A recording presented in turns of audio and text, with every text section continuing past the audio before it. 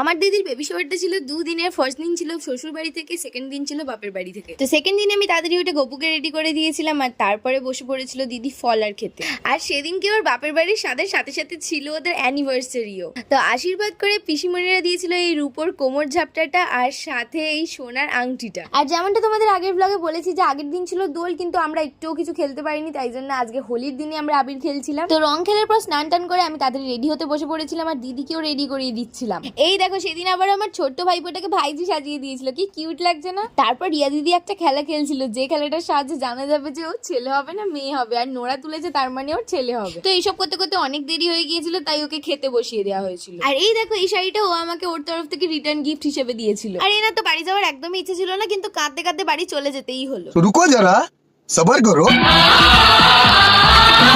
কিন্তু ইনি ঠিক মাঝ রাস্তা থেকে ফেরত চলেই এলেন। তারপর আমরা গিফট আনবক্সিং করছিলাম আর তারপরের দিন চলে গেলাম বাড়ি।